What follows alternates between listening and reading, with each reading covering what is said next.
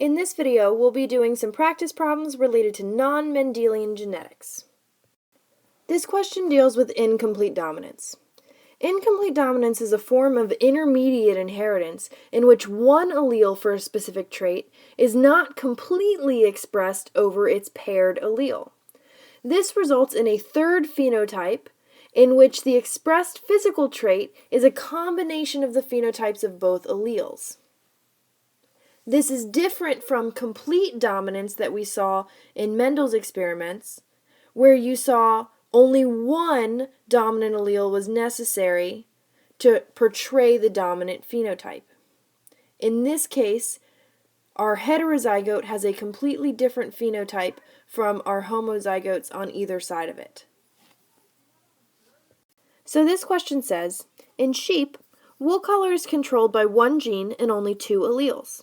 There are three genotypes, big B, little b, and little b, and three phenotypes, black, gray, and white, for wool color. Explain how this phenomenon is occurring. Okay, so let's take a look at this. We know we have two alleles. We have our big B allele and our little b allele. In this case, our big B allele helps make black pigment. And our little b allele actually is faulty and makes no pigment. Now, in this case, a single big B allele produces a certain amount of pigment. And that amount of pigment is not enough to create the fully black phenotype.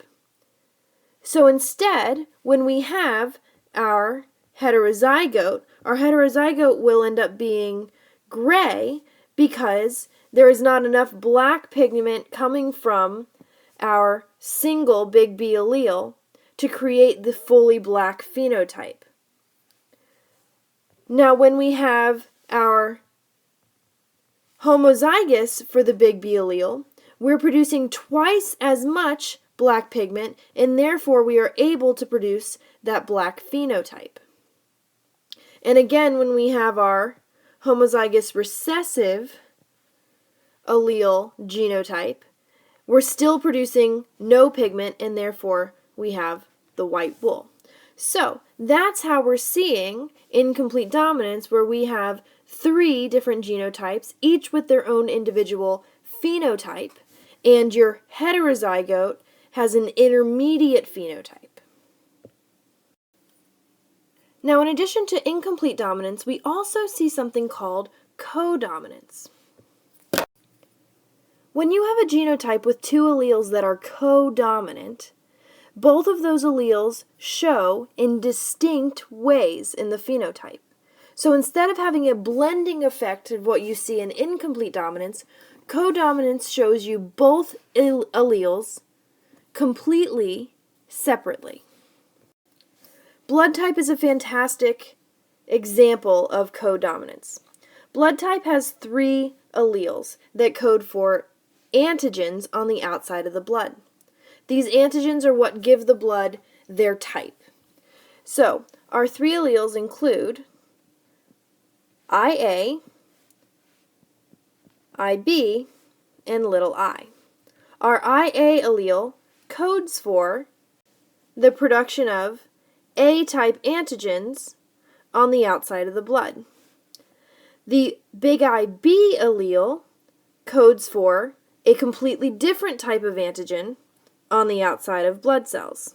These antigens act as ID tags on the outside of the blood cells. Now, the little I allele is not able to code for any antigens, so blood would result in no ID tags on the outside of it. Now, the reason we're seeing codominance here is because the IA allele and the IB allele, when in a genotype together, so a person would have IA, IB, they produce blood cells that contain the A antigens and the B antigens. So these blood cells contain discrete units coming from our A allele and coming from our B allele. This is a codominant phenotype. So let's talk about the genotype-phenotype relationship of blood types. There are 4 different types of blood: A, B, AB, and O. The genotypes associated with each of these phenotypes are as follows. Type A blood is characterized by having the big IA allele. Now, IA is completely dominant over little I, because the IA allele will produce the A antigens and the little I will produce no antigens, so this blood will still have type A antigens on the outside of it, making it type A blood.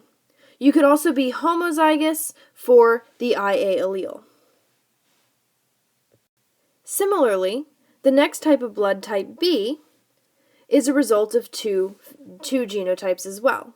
You could have IB little I, where again, the IB allele is completely dominant over the little I allele, producing B-type antigens on the outside of the blood, or you could be homozygous for the IB allele. Our third blood type would be type AB. Type AB blood has A antigens and B antigens on the outside of it, so the only genotype that could result in this phenotype would be IAIB. And our final blood type possibility would be type O. That would be blood that doesn't have any antigens on the outside of it, resulting from our 2 little i's coming together in a genotype, producing blood cells that have no antigens on the outside of them. Okay, so let's do some practice problems associated with blood type and inheritance. This question reads, there's a practical joker in the maternity ward who removed all the baby ID bracelets. There are 3 babies that cannot be easily distinguished, and the parents want to be sure they get the right ones back, so the doctors do a blood test. A particular mom is homozygous type A, and the dad is type O. The babies have blood types AB, A, and O. So the question is asking, which baby is the baby of this mom and dad in the question? Let's do a Punnett square. So if we draw out our Punnett square, and we place our mom on top and our dad on the side, what we have is our possible gametes from mom are all IA allele, and our possible gametes from dad are all the little I allele. And what we're going to notice is that there's only one possible phenotype and genotype for their baby, and that is IA little I, which gives the baby the type A blood. So in this question, we know that this mom and this dad have to be the parents of the type A baby in this practical joker maternity question. This next question reads, the police have rounded up the usual suspects in the latest rash of bookstore robberies. The thief got a nasty paper cut at the scene of the crime. The suspects are blood types O, A, and B, and AB. The blood at the crime scene contains little I alleles. Which suspect, therefore, cannot have been involved? Explain. Now, what we know is that we have all 4 possible blood types for these suspects. But we know that the true thief has to be carrying the little I allele. So let's take a look at these genotypes one more time. What we see is that type A blood has the ability to carry the little I allele, so we know that the type A suspect should still be in the running as the possible thief. Type B blood, similarly, has the possibility of carrying the little I allele if it's heterozygous with the B allele, and therefore should still be the suspect. Type O blood carries 2 little I alleles, and therefore would still be a suspect, but the suspect that has type AB blood has no possibility of having the little I allele because his genotype has the IA allele and the IB allele. Therefore, the suspect that has type AB blood should be released because there's no way he could be the thief. The next question reads, in a paternity case, a single mother claimed that a certain man was the father of her baby. The man denied it, claiming that her current boyfriend was the father. The court ordered a blood test, which is much cheaper than DNA testing, to see if he could be ruled out as the father. The mother was type O, and the baby was type O. The man was type AB. Is it possible that he was the father? So let's do a Punnett square to decide. We know that our mom, if she's type O, she is creating gametes only with little i's, and we know that the father is type AB, so he must have the IA allele and the IB allele. So they could possibly have any offspring with the following genotypes. Now, this would mean that 50% of their offspring would have type A blood and 50% of their offspring would have type B blood. They have no chance of having offspring with type O blood because the father cannot give a little I allele. And therefore, this baby could not be from this man. So our next non-Mendelian topic is epistasis. Epistasis occurs when the expression of one gene is dependent on the genotype at another gene. So say we have two genes. We have gene A and we have gene B. And these two genes could be on the same chromosome or they could be on different chromosomes. But the key to epistasis is whatever is written at gene B could possibly block or promote the phenotype production from whatever the genotype is for gene A. This occurs a lot with albinism, where you have one gene that codes for a type of pigment that will create some sort of coloring for the organism, and then you have another gene that creates a protein that either helps build pigment or stops the production of pigment.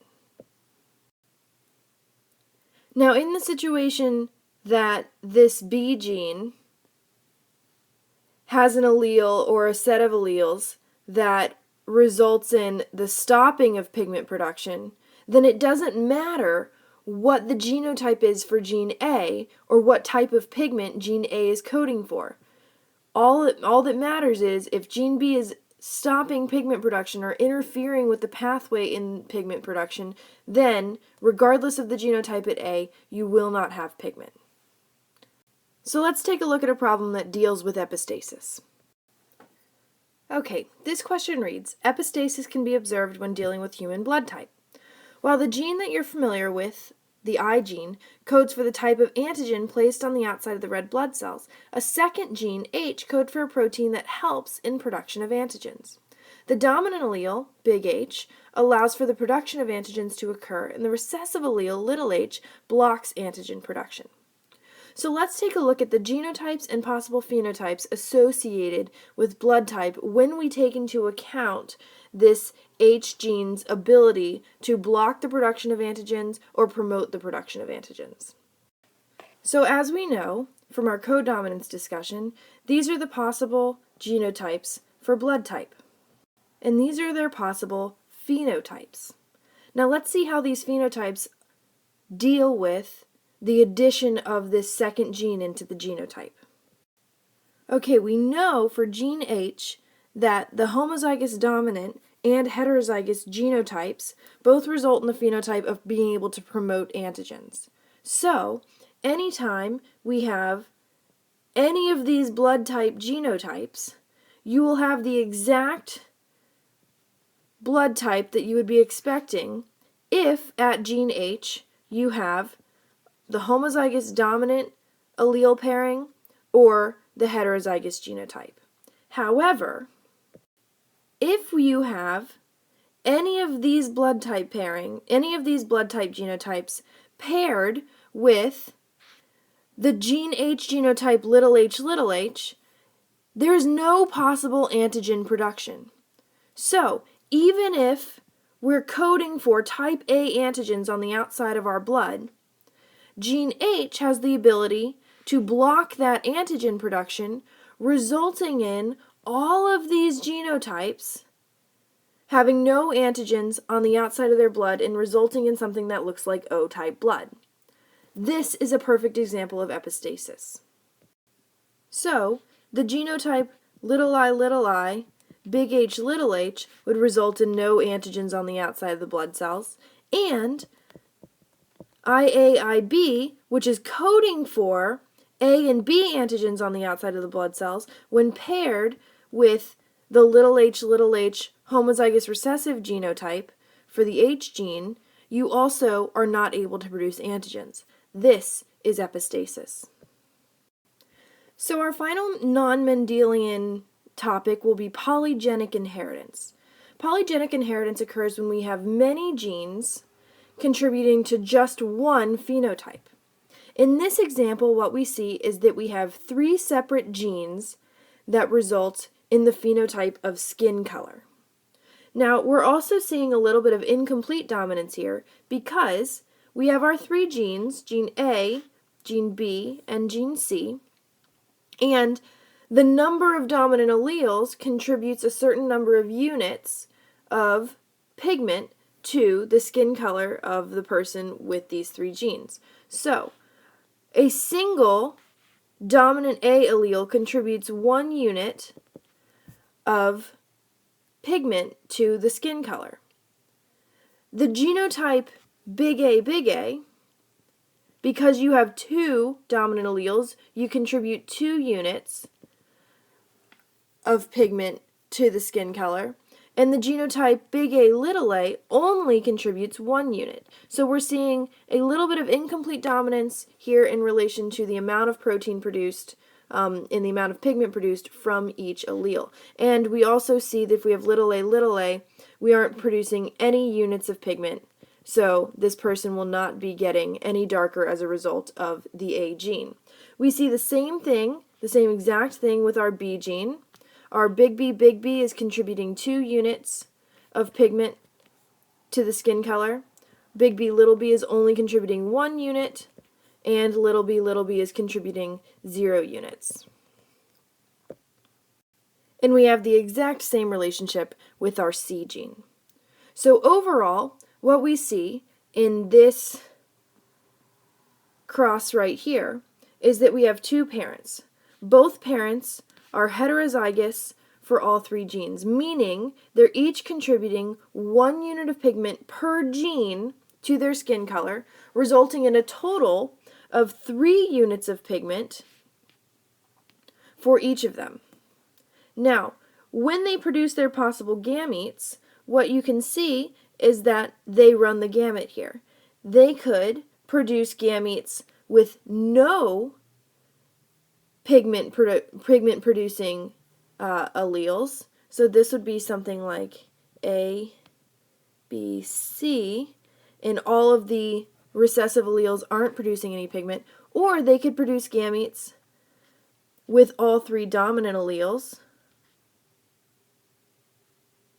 Or they could do something that runs in between, where they're producing 1 big A but little b little c, or little a big B little c, and so on and so forth. So when you complete this Punnett square, you can see that their children have the option, or they have the opportunity of having children with the lightest possible skin color, having the genotype that is homozygous recessive for all of the genes, or they could have a child with the darkest skin color that has the genotype homozygous dominant for all of the genes. And you can see in this Punnett square that they can have a bunch of other different combinations that results in a range of phenotypes. So anytime you see polygenic inheritance, you should expect to see a range of phenotypes. And the reason we have such a range rather than 2 or 3 options is because we have so many different genes that are contributing to this phenotype. So what you can see is that you have your number of dark skin alleles. You could have from 0 to 6. You could have completely homozygous recessive all the way to completely homozygous dominant, contributing each 1 unit of pigment to the skin color. And you can also see that we have a phenotypic ratio available down here where we see that we have a 1 in 64 chance of having the lightest skin color, a 1 in 64 chance of having the darkest skin color, and our chances of having our intermediate skin colors are much higher. Now this is specific to this couple that is heterozygous for every single gene. Let's take a look at a probability problem associated with this specific couple.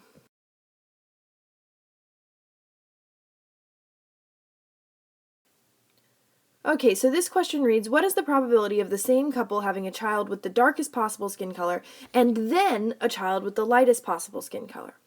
So in this case, let's look at our parents.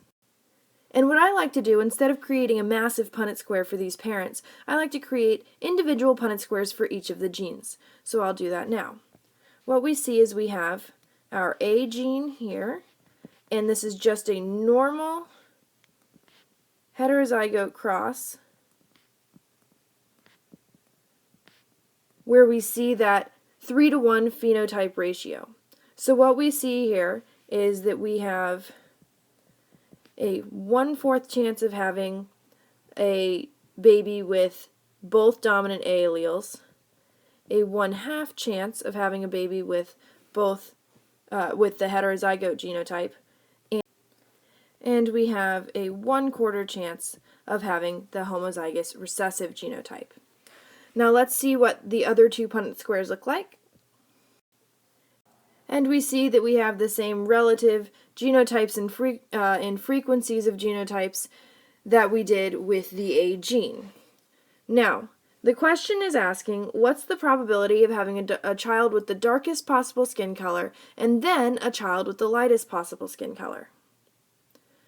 The way we will figure out what the probability of having a child with the darkest possible skin color is by multiplying together our probabilities of having a child with each individual darkest genotype. So we would take our big A genotype, which has a 1/4 chance of occurring, and the big B genotype, which has a 1/4 chance of occurring, and the big C genotype, which also has a 1/4 chance of occurring. And we'll multiply those probabilities together because we're using that idea that anytime you're saying and in terms of probability, you're multiplying. So we're saying, what's the probability of having the darkest possible skin color? Well, it's the same as the probability of having this genotype and this genotype and this genotype at the same time. So that looks like this.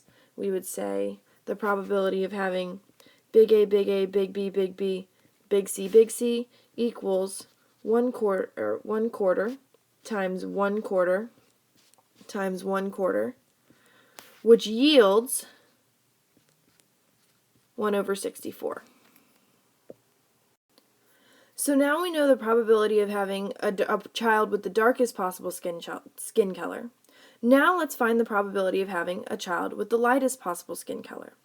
So just like we did with our first child, let's see what we have for our second child. We have a probability of so our lightest skin color we know is going to be little a, little b, little c. And again, we're using the rule of and. What's the probability of having this genotype and this genotype and this genotype?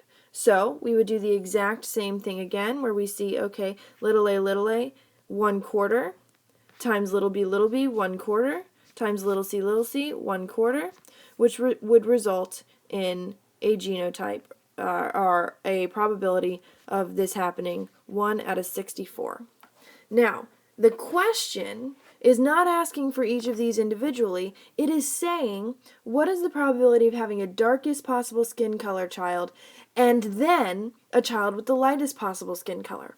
So once again, we're seeing this and, which means we will have to multiply these two probabilities together. So we get 1/64 times 1/64. Which leads us to an answer of 1/4096. So this couple has a probability of having a child with the darkest skin color and then the lightest possible skin color, 1/4096. It's a pretty small chance. Okay, now building on that type of question of polygenic inheritance with skin color and 3 genes, we have a man with little a, big B, big C as his genotype, and he has a baby with a woman, big A, little b, big C.